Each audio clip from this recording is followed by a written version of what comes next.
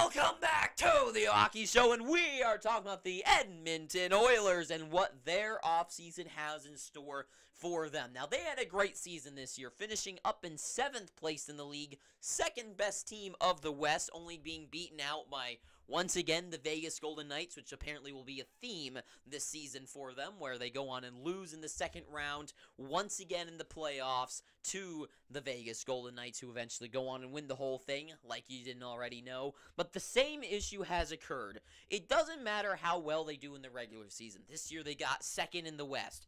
They get top 10. I think they were like 11 for 2 years in a row. For the past 4 years, they made it in, but it's the same issue.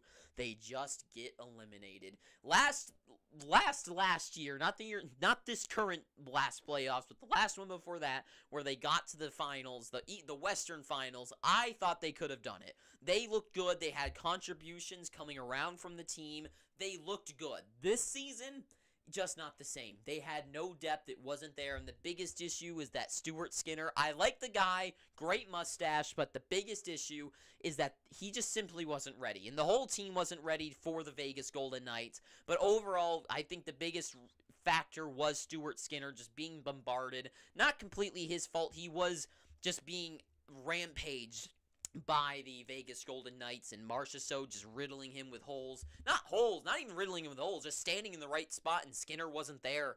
And they get knocked right out of the playoffs with ease by the Vegas Golden Knights. So now here we are, once again, a team who is, I don't want to say wasting years, but really is wasting playoff years of the two of the greatest players of all time on the same team, wasting another year of their potential. And now, once again, what do they do now? What indeed do they do now? So right now, they have $5 million in cap space. 18 out of 23 roster spots, so 5 spots need to be filled with 3 RFAs and 3 UFAs. Now, the keeps, no matter what, on this team, I have 2 names here, but really, there's a line that's supposed to separate them there that you can kind of see. But Evan Bouchard is easily, without a doubt, the one guy that they're going to keep no matter what.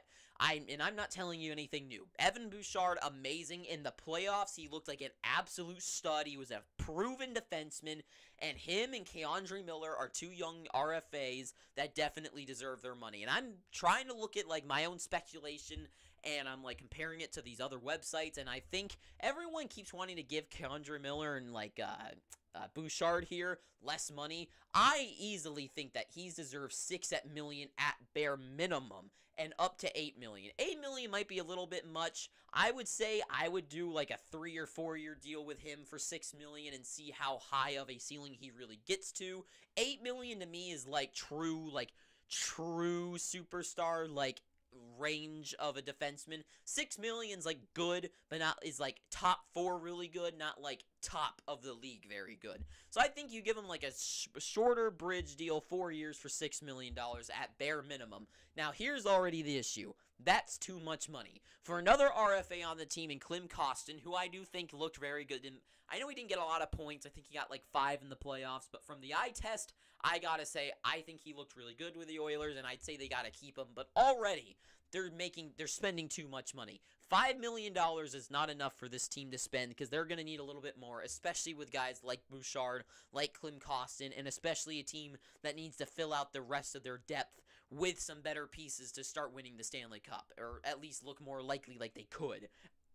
Kinda. So, they got to move someone out already with signing Bouchard. So who is it going to be? Obviously, the 2 names that come to mind, mine would be before the other would be Jack Campbell. Jack Campbell's contract, I liked the signing when it happened, because I think Campbell definitely was iffy throughout the season with the Maple Leafs, but what he did against the Lightning was magical. He was showing that he can put on, when he's up against the pressure, he can play up to that level. And this playoffs, they didn't really give him a chance. I think he actually did win the 2 games he was put in for, maybe? I don't remember, actually. Never mind. Forget I said that. But when he was in the playoffs, those 2 times where he was put in instead of Skinner, I think he did look good. So they didn't really give him an opportunity to prove himself, but overall, still, throughout the season, he didn't show that he was worth the $5 million. And when you've got two goaltenders being paid money, I think you can definitely lean towards the younger one as well, being paid less money, and you need to start filling out that depth. And I would say the time is now to strike. This is not a situation where you look for the future. You've only got, like, what, 3 more years of each of McDavid and Draisaitl, or maybe is it 2 for one and 3 for the other? Doesn't matter. Maybe it's even longer than that. But you got to start winning sooner than later, or maybe one of them's going to want off this team and get traded. And for me, move out Jack Campbell, $5 million. I'm sure you can find some team to take his contract on. I'm sure there's a team somewhere that is dumb enough to take on a $5 million deal and replace him with some other, well, free up $5 million, so you're up to $10 million. And then, of course, the one that every single year people say for the Oilers to move out is Darnell Nurse. Now, Nurse, to me, every time I talk about the Oilers and I say something about Nurse, I think the consensus is that he's not the best, but people will always tell me that he isn't that bad and he can just skate as good as any other defenseman or whatever, and I do agree. I do think Darnell Nurse is a good defenseman. The issue with Nurse is that he gets paid $9.25 million, which is the 7th highest paid defenseman in the NHL. Do you think Darnell Nurse is the 7th best defenseman in the NHL? No. The answer is just simply no. He just is not. Is he a top 50 defenseman in the NHL? Yeah, I'd probably say he is a top 50 in the NHL.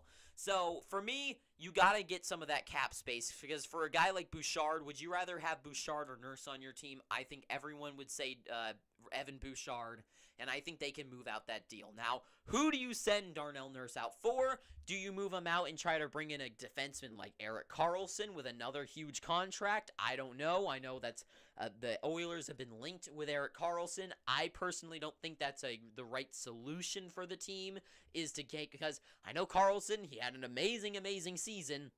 Take it from me, I love Karlsson. He's probably my favorite player. I'm a huge Sharks fan. And for me, I don't think it's worth the gamble of Karlsson turning 33 now and having that one good year to sink the team with an even bigger contract. I don't think that's safe, especially with Bouchard becoming that burgeoning, like, #1 offensive defenseman guy. If it worked out, great, but I don't know. I think I would rather move him out and try to bring in, maybe you move his contract out, bring in 2 smaller contracts combined that equal the $9 million. I don't know. But regardless, that $9 million definitely weighs down this team and it could be moved out. And if they can move both of those contracts out for, like, let's say no money back in return, that clears up $19.25 million for them to spend, which would be huge, that they could re-sign a guy like Klim Kostin. But the thing is that this team still has room. Well, with the 19.25, they have room to start signing more guys, and that scoring depth and those maybe even better top guys, maybe push down guys like Kyler Yamamoto to the 3rd line, maybe the 4th line. So maybe instead of start trying to sign guys from depth for the team, push some guys down the lineup, and I think this would be genius. Some ideas with the news that guys in Calgary in the Flame system like Tyler Toffoli and Elias Lindholm not going to be re-signing with the squad, I think those would be the perfect players to fit, especially for the lack of the low-budget contracts that they have. So if they can move out, if they could send, like, Jack Campbell's contract to Calgary and have, which I think is going to be hard. I don't think they're going to buy on that. But if they could, or maybe Darnell Nurse and could absorb one of those 2 contracts, both of them being paid to Foley and Lindholm between $4.25 and $4.85 million, those 2 contracts easily could be slotted onto the team without even moving out any contract. And those 2 guys, especially Toffoli being that pure goal scorer and, like, his a magic touch of sniping that he has, and Elias Lindholm being used to being that kind of, like, the secondary guy to the main stars with Kachuk and Johnny Gaudreau, I think would be a perfect matchup to have him in the Alberta as well, being paired up with the likes of McDavid or Leon Draisaitl, I think would be genius. Either one. Toffoli being that super goal scorer, pair him with McDavid to feed him those passes that he could easily sink into the back of the net, or Elias Lindholm being that kind of all-around amazing player to fit on with Leon Draisaitl would be huge, because then you can pair him up there, keep Evander Kane in the top 6 as well, and that'll push down guys like Kyler Yamamoto to the 3rd third line that makes a little bit better depth. And then if you can clear out those two contracts, or at least Darnell Nurse's, right? Move out Nurse's contract, you have a lot of room to bring in some guys that you can take a chance on. My big picks for these depth guys that I think could be huge to certain teams, Teddy Bluger, and I don't even know if most people even know who he is, but from my vision, watching him with the Penguins and the Vegas Golden Knights, he looks like he puts a lot of effort whenever he's on the ice. He crashes the net. He looks like he's always going hard, and I think he'd sign a pretty small contract. Put him on the fourth line. He's got that Vegas experience as well with the Penguins.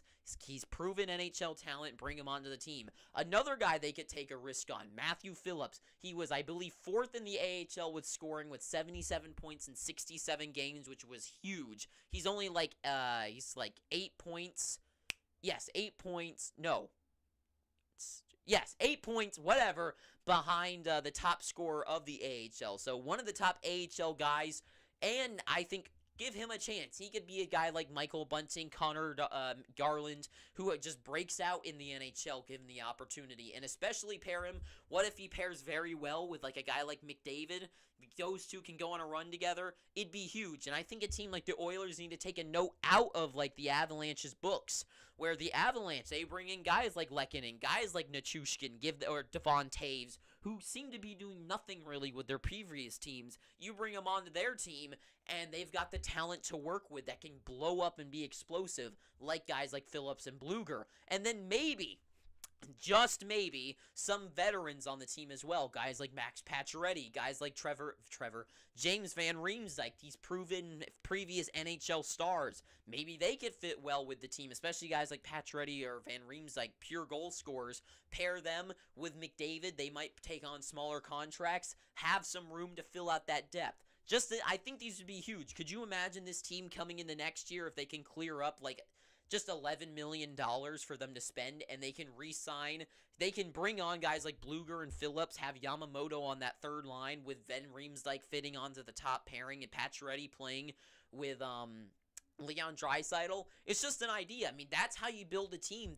Build a great team, and they have good defense in the back end. I do like their defense. I know that is an issue for them.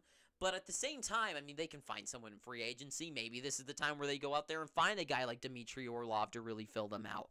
I don't know. I think this is the year that they should make some moves, because this team has two of the best talents in the world, and they waste another year of them. They deserve help. They deserve a year like this. I think this might be like that breaking year, where this is the year that the fans, including me, I'm not a fan of the Oilers. I mean, I like them, but I'm not like, I don't have a jersey of theirs. And, well, I don't have a jersey of most of the teams, so that's not saying anything. But anyways, this is a year where I think this is kind of a breaking point for McDavid after putting up a record season last year. This year, I think he deserves some help, some true proven help. Fill out the team, have some good defense, stick to Stuart Skinner. I think at the trade deadline, since goaltenders go for so little in trades, I think you wait till the trade deadline to solve that goaltending situation, see who's hot at the time. Maybe a guy like Vejmelka on the Coyotes is playing super hot. He's on the market. They could trade for him very easily. Goalies always go for so little. And they can bring on a guy like Vejmelka, put him in the net, give him an opportunity if Skinner isn't playing good enough, because you never know. He's still young. Maybe he will be. Address that at the deadline. Might not need to be addressed at all. But anyways, I think this is the time where the GM doesn't sit on his hand and just go, I'm not going to do anything. We're going to let things play out. I'm going to re-sign Bouchard. No, make these moves. Move out Campbell. You don't need Jack Campbell. He's an overpaid backup goaltender. Nurse is an overpaid like second pairing defender. He doesn't need to be on this team for these contracts. Move them out. Sign some good proven depth. Maybe some top guys. Make an explosive move like Lindholm. Imagine Lindholm, McDavid on the top line, Leon Draisaitl, and Evander Kane what if it's both of them and Toffoli on that top lines, right? Make the best Alberta team. Combine the Flames and the Oilers together and make an amazing team. That's all I gotta say. So, the Oilers, I think this is the year that they should really go for it. I think they could easily fill in a vacuum and be the #1 team in the West. And, I mean, they have the top talent to do it. Just need a little bit of extra room, and I think they should do it. So that's all I got to say. Thank you for watching this. If you've made it this far, please, I'm begging you, pick up your free subscription. And until next time, too sweet, have an amazing day, and ta-ta for now.